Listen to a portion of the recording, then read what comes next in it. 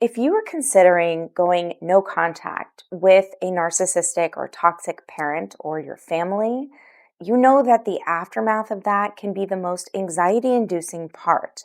Not knowing how they will respond, what kind of extremes they'll go to, while also feeling pulled into these old patterns of guilt.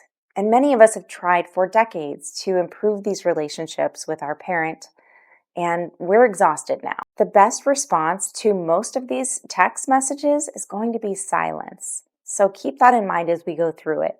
If you feel like you must reply, but you aren't sure how to keep that boundary, I'll be providing you with some flat responses that are very broad that you can feel free to use or adapt. Let's dive into these narcissistic texts and break them down with some truth and an action plan on how we can respond to maintain boundaries. The first type of text message that we might receive after walking away will be denial and/or a vague makeup attempt.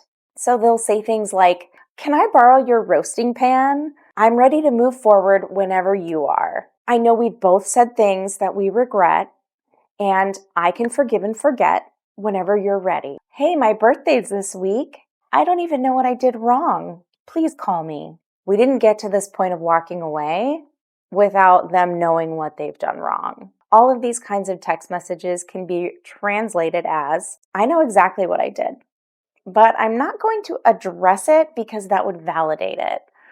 I'm going to play dumb and force you to explain it so that I can gaslight you on all the little details. So I know we said we were both to blame, but actually I just want you to see my side. I can't actually deal with your feelings, so I'm going to act like I don't even know what they are." It also helps me get validation elsewhere to claim that I was abandoned, because you're useful as long as you're loyal or as long as I'm able to blame you for things.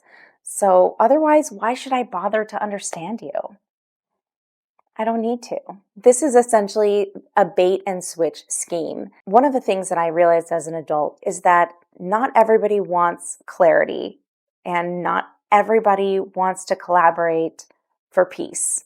They will say they want those things, but actions speak louder than words.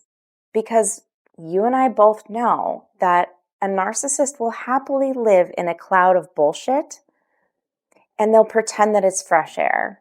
Clarity is essentially like quicksand for them. Their narratives immediately start to fall apart, so they don't want it.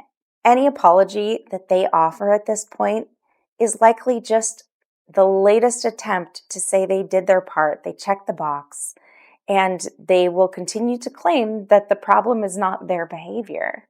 Save your energy. If they wanted to live in a shared reality, they would be here by now. They don't want that. They want to write their own story. If you feel like you must respond, here's a text for replying in a neutral way. "I made this decision to protect my health, not to punish you. I will not negotiate this, and I wish you well." Why this works is that you don't need to spend time and energy trying to explain yourself to someone who is essentially committed to never actually understanding you. And you aren't going to show any willingness to simply forgive and forget because the impact that they had on you really hasn't been acknowledged yet. But be aware, we should plan for backlash. There will be another message at some point that will probably be much harsher, and it might be right after this, or it'll be after another attempt to bait you emotionally. The next text you might receive would be this fake self-blame and trying to play the victim. So first attempt doesn't work, they move into victimhood. They'll say things like, "I guess I was just the worst mother in the world. I did my best, but it wasn't good enough. I am who I am, but I just can't change myself. It's your birthday today, and I was so sad all day because I remembered what fun we had when you were a little kid." Because it might seem like they're actually reflecting, but they're not. So the translation ultimately is, "I'm pretending to beat myself up to make you think that you won so that you will come take care of my needs. I mean, look what you're doing to me. I'm already here pretending to sacrifice myself, and I'm showing you how nice I can be to make you feel like this is definitely your fault. But now that I've checked that box, Our distance becomes your fault because I've already laid on my back. Even if I didn't mean it, I played my part. This same poor me attitude always shows up when they feel cornered and they don't want to actually take real accountability. Their I'm broken self-pity act does not fool us. We've been around for a while. They are still a wolf in sheep's clothing, and their performance as the good parent is going to be very short-lived if we buy into it. Because if they really meant any of what they said, they would have been showing it more often than they've been saying it for the last however long we've been alive. But they did not, and they do not. It only comes out as a desperate attempt to get us back. If you have to respond to this text message, you can say something like, I'm sorry you feel that way. I am not responsible for your feelings, but I wish you well. Why this works is that you refuse to rescue them, and you're not going to get sucked into another exhausting conversation that inevitably leaves you feeling blamed for their emotions. You're not being cruel. You are not doing anything wrong by asking them to take responsibility for their own feelings, just as they used to tell us to do as kids. They just hate that you rejected them. And now they're going through their tactical list of ways to keep you engaged. Now that they've tried to bait you potentially twice, they will begin their punishment texts. Nothing else has worked up until now, so now they're going to try to deprive you, to hurt you. So be prepared for that. It's all manipulation. The third type of text message that you might receive will be the discard or financial threats. This is when they've gotten very angry that you have not given in to their other attempts to bait you. They'll say things like, fine, have a nice life. I won't bother you again. I no longer want to speak to you. We're done. I'm removing you from my estate and all of my paperwork since you don't want to have anything to do with me. If you are still financially tied to this person, they are going to take this opportunity to spell out the cost of you walking away. They might say something like, since you want your independence, then you can figure out how to get your own car insurance, Netflix login, whatever it may be. They will use whatever they can to deprive you. They might even take away funding for something like school. And this, again, is why younger adults have such a hard time separating. This is a huge breaking point, a huge cutoff point. And if you're not ready for it financially, it can really hurt a lot. The translation for this discard, inheritance cutoff text is, look, you're either in or you're out. If you're not with me, you're against me. My money and anything else that I have is power, and I plan to leverage that accordingly because nobody gets anything free from me. So if you aren't going to give me what I want, I will take away everything that I can because now I'm rejecting you. I'm going to push you away because I'm not in control and I don't like it. If you won't play your role that I trained you to play and come crawling back and kiss the ring, we're done. They will do whatever they can to punish you. This is a very real stress point for a lot of younger adults, and often it keeps us sticking around for way too long, even when we are being mistreated. Honestly, these kinds of text messages can be very hurtful at any age, especially if you've never heard those things from them before. As a personal aside, my brother is the golden child of our family, and he's experiencing something like this for the first time. He essentially had the audacity to set up a very reasonable boundary with my stepmother, his mother, saying, I cannot take you to your doctor's appointments on all of my days off. He's not saying I don't want to see you. He's saying, I can't spend 6 to 8 hours driving you all over the city on my only days off. So, surprise, surprise, as a narcissist, she has decided to cut him out and cut him off. She wants to go no contact with him. It's an immediate punishment. And she says he's being removed from paperwork and things like that. It was an immediate slap, and he had never really heard those things from her before. It's a shock, and if you're not ready for it, It's very effective at making you feel guilty and pulled back in. Narcissists will stop at nothing to prove their point, and that is what makes them so dangerous at times. If you are financially tied to a narcissist and you disrespect them on any level, oh boy, just be prepared for this. Center yourself, expect it, and it won't surprise you. You won't have to react the way they want you to. I highly recommend not responding to these kinds of text messages because there's no need to. It is all bait at this point. It's baited punishment. If you must reply, it can be something like, I respect your decision. Take care. Why this works is that you are calling their bluff. They wanted you to beg or react with fear and shock. And instead, you're just closing the door and turning the lights out. You don't have time for their rigged carnival games anyway. They are rigged to always be a loss for us. You also deny validation for these weaponized financial, disowning you threats. Money is not worth a mental breakdown. The fourth type of toxic text message that you might get when you walk away is going to be the claims of self-sacrifice with a little side chaser of rage. It's going to look like this. After everything I did for you, this is the thanks I get. You are so ungrateful. We gave you a great childhood. I sacrificed everything to raise you. They might even get really nasty. They might even say things like, I wish I never had you. This is sort of a mix of rage, right, and guilt and baiting. But the translation is, hey, I fed you and I clothed you, legal requirements as a parent. I need everlasting loyalty because I kept you alive. I could have been way worse to you. Trust me. Taking care of you as a child was not easy for me. So I'm going to treat you like a burden. I sacrificed for you, in theory. Therefore, you can't just walk away. I only had you to serve my needs, like a baby doll. How dare you stop being my prop?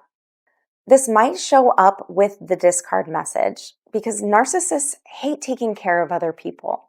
It's probably actually really unnatural for them to take care of a child. So maybe they're really proud of themselves. Fair enough. And I mean, in extremes, yes, these are the types of parents who can do potentially very horrible things. So good work, I guess. But keeping your child alive doesn't mean much if you would have been arrested otherwise. Their failure to appreciate the gift of raising you was never because you were a hard child. The problem was that they were not naturally a good parent. You were never the problem. They just have to make you feel like it was you and not them being inept. The empowering text response to this might be something like, thank you so much for your past efforts and sacrifice. Period. Why this works is that it's not arguing with them. You're not opening discussion. You're not asking questions or defending yourself. It effectively separates your gratitude from their demand for unwavering loyalty through bad behavior. It also shows them that their effort in the past does not buy them free reign over our current life or our future selves. It says, okay, I'll feed your validation with a scoop of dry ice, and that's more than you deserve. The fifth type of toxic text you might receive is going to be the medical emergency. This is a often manufactured crisis, and it's usually vague but highly dramatic. This is a bait technique. They'll say things like, I know you don't want to talk, but I'm in the hospital. The doctors don't know what it is yet. It's gas. Or, just thought you should know, your father was in a car accident. It was a fender bender, though. But they won't say that because they want to pull you in. So the real translation to text messages like this would be, I can only really play on your emotions if there's a crisis. So I'm going to make one up to give myself a chance to perform. I need you to panic and rush and stand by my side so that I can treat you poorly. I am desperate to know that you still care about me, that I'm still relevant. And if you don't say the right thing, I can always tell everybody that you're just uncaring and you abandon your family in a time of need. And while this might be a real crisis in some small percentage of cases, usually it's going to be something really mild that they overdramatize just to pull you back in. We know this. They want you to fawn all over them. They want you to feel bad, and they want you to forget the major issues that they are to blame for between the two of you. They might even turn it around and try to imply that you are at fault for this medical crisis. And here's the thing, you don't have to take responsibility for their health in any way. So a flat response to this medical emergency text might be something like, "Thanks for letting me know. Keep me posted if anything changes." This works because you're acknowledging the situation, but you're not asking questions. You're not playing their game to try to get more information, because that's why they are vague and dramatic. You're not being cruel not to play their game, okay? You have detached for valid reasons.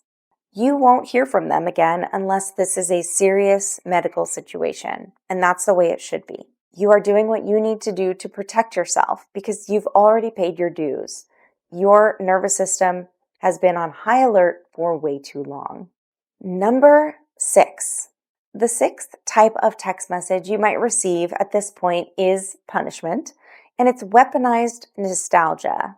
I found your old teddy bear from when you were 3, and I don't know, do you want me to just throw it away? I gave away that box of stuff in your room. I don't even know what was in there, but hopefully it was nothing important. It directly translates to basically an ultimatum. Choose now. You either engage with me or I will destroy your childhood memories. Your precious things are not worth it for me to hold on to if you're not going to be there for me today. I don't have sentimental attachment to things like you do, so I'm going to turn this against you. You need this more than I do. This is some lowbrow nastiness, and it probably started when we were much younger. Narcissistic parents tend to take away comfort items or safe spaces from their children regularly. If you weren't giving them what they wanted, they might take away your favorite toy or your comforter from your bed, and they will lean back on that threat if they can't get you to react in another way. Detaching from our parent might mean that we lose some mementos along the way. Some sentimental items might end up disappearing. When we really think about it, those mementos really don't have positive memories attached to them anyway. So it's time to move on. If you must respond, you might say something like, "Do whatever you like with it," and then don't reply to any of their follow-ups. Why this works is that it's a pretty big blow to something they thought they had in their back pocket. They wanted to use the sentimentality and your emotional attachment to your childhood as a weapon against you, and that leverage did not work for them. You're basically telling them, hey, those objects don't mean to me what you think they mean to me. And that might hurt them more than you in some ways, because they really thought that that was going to be a powerful tool. This actually reminds me a lot of that last scene in The Labyrinth when that junkyard lady is like walking around trying to distract Sarah with little trinkets from the past so that Sarah will forget that a crime is being committed. It's very similar. Before we go into the 7th and final text message, these are some really heavy manipulation tactics. The goal here is not for us to start a fight. It's to stop the fight, because narcissists want any and all attention they can get. The hardest part really can be right after things blow up, when we feel a little unsteady on our feet. We can't necessarily always be as resilient as we want to be, even when we know that this person is really bad for us. We have to hold the line. The 7th text message that you might get, the triangulation text. The triangulation text can be bait or punishment, and this text usually comes from someone else. It could be your aunt, your sibling, your other parent, and it will be to either bait you or punish you, depending on the circumstances. Your Aunt Susan might say something like, "Your mother is so worried about you. You really need to call her." Or a family friend might lash out at you and say things like, "I can't believe you're doing this to your own father. He did everything for you." Or a seemingly neutral person, like a faith leader will reach out and say, "Gosh, we should really get together as a group and talk this over and see what can be done. There's got to be a compromise." Your mother just doesn't know what she did to upset you. But the translation from the narcissist side is, since you won't talk to me, I'm going to start whining and lying to other people to get them involved. I'm going to make them think that you are creating this whole situation just to hurt me. It will either get you to come talk to me finally, or I'll be able to isolate you and make you feel like you have no support. And I will absolutely twist everything I can in my own favor to get people on my side. And the more upset they get, the better. I mean, this is the only way to protect myself after my own child walked away from me. So I'm going to do what I have to do. You deserve all the backlash you get because you hurt me, and that's all that matters. Of course, I'm going to start a campaign against you. They are masters of this form of manipulation. They can create very convincing narratives, and they are very good at recruiting others to protect them by confronting you or harassing you on their behalf. These flying monkeys, however, often will not know the truth about how you got into this situation in the first place. A narcissist will never share the other side of the argument. They will never give a fair representation of why someone else is upset. They actually can't, because then they would have to acknowledge and take some sort of responsibility. So instead, they go around the side channels, trying to punish and bait through other people. The triangulation scheme is really damaging if we aren't prepared for it, especially if the other people involved don't have any background or context and they're only hearing from the narcissist. Unfortunately, we have to also be willing to let these people go, because if they've already really bought into the lies and made judgments or accusations, it's going to be hard for them to back out of that. If you do want to respond to this person, you might say something like, "Hi, Aunt Susan. It sounds like my mother hasn't been upfront with you. These issues are complex, and it's unfair of her to pull you in with such misinformation." The reason that this works is because you're making it clear that they are the ones that are out of line, but because they don't realize it, it's really not their fault. So you're kind of giving them grace as well. Hey, you're misinformed, but it's not your fault. You might actually get a chance to expose them to that missing information or those corrections, but try to avoid over-explaining yourself, because the truth really doesn't need a marketing campaign to rally support.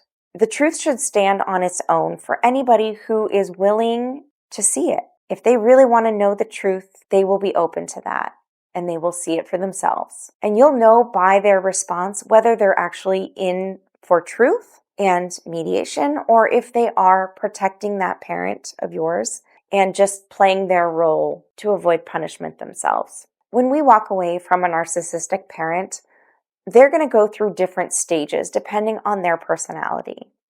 But every stage and every text message is going to be a new attempt, a graduated attempt when the last one fails or doesn't go their way. They might start with fake confusion and then move into anger or rage or victimhood, and then maybe to frigid silence. And it might change with the tides. So we really need to be ready for their tantrums and tactics, especially if getting pulled back into their orbit is a threat to our well-being and mental health at this point. I would love to know where you're at in this process. When you see your parent get desperate, what do? How do they respond? What kinds of messages do they send you? I would love to know. Every situation is a little bit different, but there is so much overlap, and the underlying feeling and intention is very similar because they're narcissists. Thank you for watching. I'll be back soon.